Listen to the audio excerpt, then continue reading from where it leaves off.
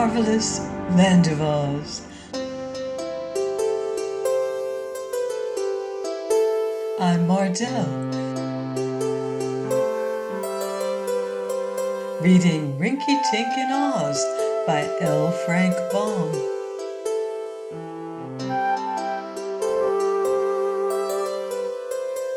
Chapter 13.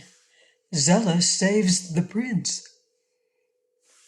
The wicked queen of Koragos was in a very bad humor this morning, for one of her slave drivers had come from the fields to say that a number of slaves had rebelled and would not work. "Bring them here to me," she cried savagely. "A good whipping may make them change their minds." So the slave driver went to fetch the rebellious ones, and Queen Kor sat down to eat her breakfast, an ugly look on her face. Prince Inga had been ordered to stand behind his new mistress with a big fan of peacock's feathers, but he was so unused to such service that he awkwardly brushed her ear with the fan. At once she flew into a terrible rage and slapped the prince twice with her hand, blows that tingled too, for her hand was big and hard, and she was not inclined to be gentle. Inga took the blows without shrinking or uttering a cry, although they stung his pride far more than his body.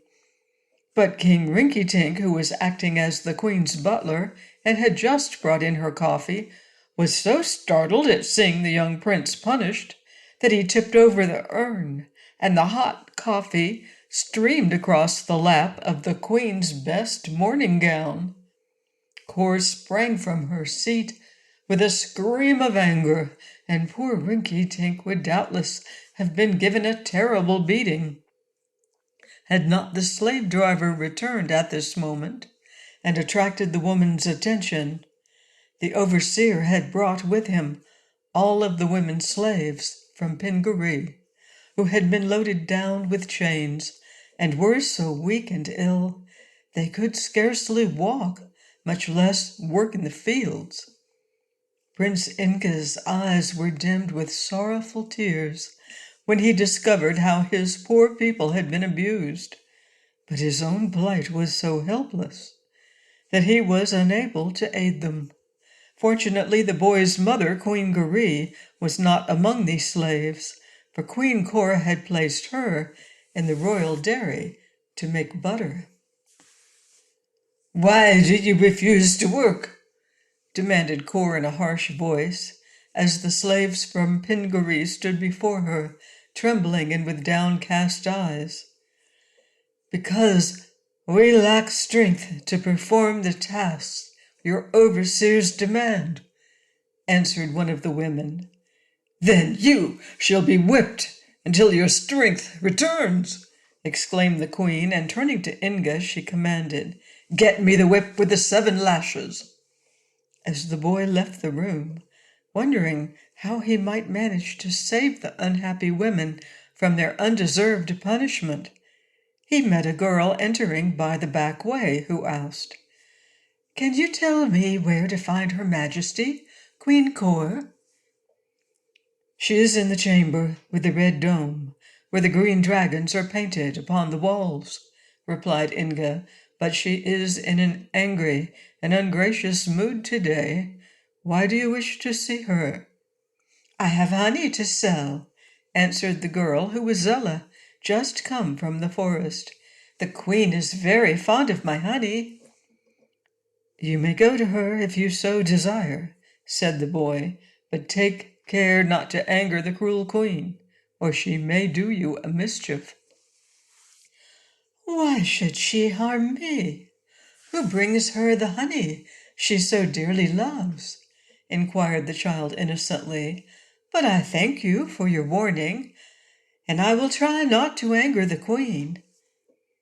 As Zella started to go, Inga's eyes suddenly fell upon her shoes, and instantly he recognized them as his own, for only in Pingaree were shoes shaped in this manner, high at the heel and pointed at the toes. "Stop!" he cried in an excited voice, and the girl obeyed wonderingly. Tell me, he continued more gently, where did you get those shoes? My father brought them to me from Rigo's, she answered. From Rigo's? Yes. Are they not pretty? Asked Zella, looking down at her feet to admire them. One of them my father found by the palace wall, and the other one on an ash heap. So he brought them to me, and they fit me perfectly. By this time, Inga was trembling with eager joy, which of course the girl could not understand. What is your name, little maid? He asked. I am called Zella, and my father is Nikobob, the charcoal burner. Zella is a pretty name. I am Inga, Prince of Pingaree, said he, and the shoes you are now wearing, Zella, belong to me. They were not cast away, as your father supposed, but were lost. Will you let me have them again? Zella's eyes filled with tears. Must I give up my pretty shoes, then? She asked. They are the only ones I have ever owned. Inga was sorry for the poor child, but he knew how important it was that he regain possession of the magic pearls, so he said pleadingly, Please, let me have them, Zella. See, I will exchange them for the shoes I now have on, which are newer and prettier than the others. The girl hesitated. She wanted to please the boy prince, yet she hated to exchange the shoes which her father had brought her as a present. If you will give me the shoes, continued the boy anxiously, I will promise to make you and your father and mother rich and prosperous. Indeed, I will promise to grant any favors you may ask of me. And he sat down upon the floor and drew off the shoes he was wearing and held them toward the girl. I'll see if they will fit me, said Zella, taking off her left shoe, the one that contained the pink pearl, and beginning to put on one of Inga's. Just then, Queen Cor, angry at being made to wait for her whip with the 7 lashes, rushed into the room to find Inga. Seeing the boy sitting upon the floor beside Zella, the woman sprang toward him to beat him with her clenched fist. But Inga had now slipped on the shoe, and the queen's blows could not reach his body. Then Cora spied the whip lying beside Inga, and snatching it up, she tried to lash him with it, all to no avail. While Zella sat horrified by this scene, the prince, who realized he had no time to waste, reached out and pulled the right shoe from the girl's foot, quickly placing it upon his own.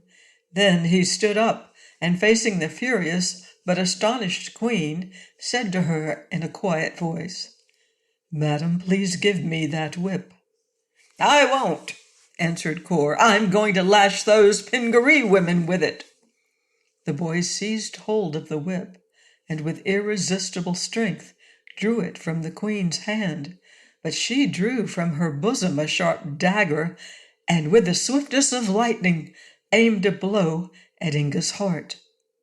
He merely stood still and smiled, for the blade rebounded and fell clattering to the floor.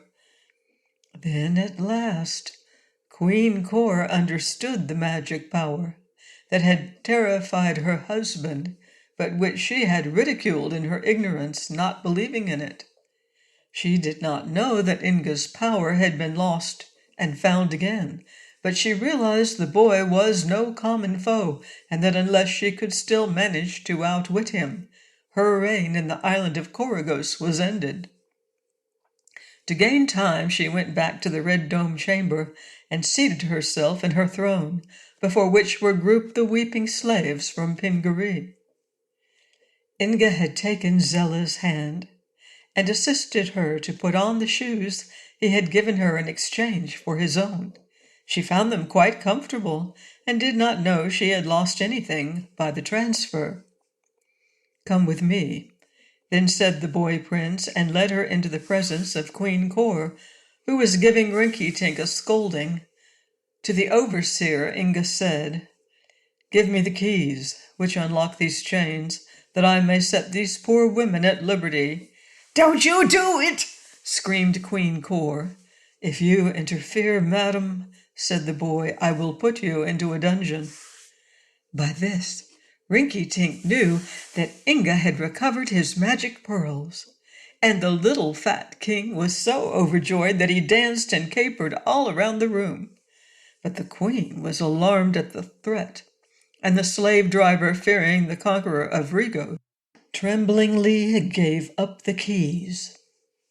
Inga quickly removed all the shackles from the women of his country and comforted them, telling them they should work no more, but would soon be restored to their homes in Pingaree.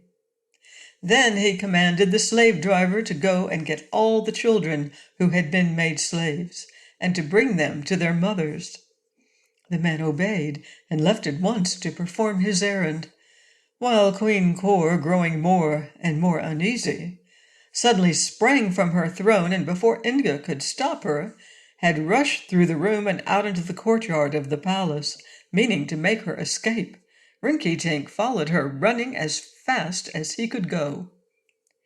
It was at this moment that Bilbil, in his mad dash from Regos, turned in at the gates of the courtyard, and as he was coming one way and Queen Cor was going the other, they bumped into each other with great force. The woman sailed through the air over Bilbil's head and landed on the ground outside the gates, where her crown rolled into a ditch, and she picked herself up, half dazed, and continued her flight. Bilbil was also somewhat dazed by the unexpected encounter, but he continued his rush rather blindly, and so struck poor Rinkitink, who was chasing after Queen Cor.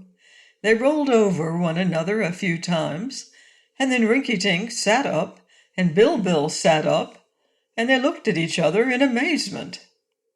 "Bilbil," said the king, "I'm astonished at you." "Your Majesty," said Bilbil, "I expected kinder treatment at your hands." "You interrupted me," said Rinkitink. "There was plenty of room without your taking my path," declared the goat. And then Inga came running out and said, "Where is the queen?" "Gone," replied Rinkitink, "but she cannot go far, as this is an island. However, I have found Bilbil, and our party is again reunited. You have recovered your magic powers, and again we are masters of the situation. So let us be thankful." Saying this, the good little king got upon his feet and limped back into the throne room to help comfort the women. Presently the children of Pingaree, who had been gathered together by the overseer, were brought in and restored to their mothers, and there was great rejoicing among them, you may be sure. "But where is Queen Garee, my dear mother?" questioned Inga, but the women did not know, and it was some time before the overseer remembered that one of the slaves from Pingaree had been placed in the royal dairy. Perhaps this was the woman the boy was seeking. Inga at once commanded him to lead the way to the butter house.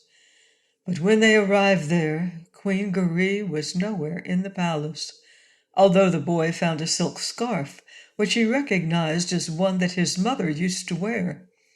Then they began a search throughout the island of Corrigos, but could not find Inga's mother anywhere. When they returned to the palace of Queen Cor, Rinkitink discovered that the bridge of boats had again been removed, separating them from Regos, and from this they suspected that Queen Cor had fled to her husband's island and had taken Queen Garee with her. Inga was much perplexed what to do, and returned with his friends to the palace to talk the matter over. Zella was now crying because she had not sold her honey and was unable to return to her parents on the island of Regos. But the boy prince comforted her and promised she should be protected until she could be restored to her home. Rinkitink found Queen Cora's purse, which she had had no time to take with her, and gave Zella several gold pieces for the honey. Then Inga ordered the palace servants to prepare a feast for all the women and children of Pingaree, and to prepare for them beds in the great palace, which was large enough to accommodate them all. Then the boy and the goat and Rinkitink and Zella went into a private room to consider what should be done next. Please join me next time for more magical adventure in Rinkitink in Oz by L. Frank Baum. Goodbye for now. See you in Oz.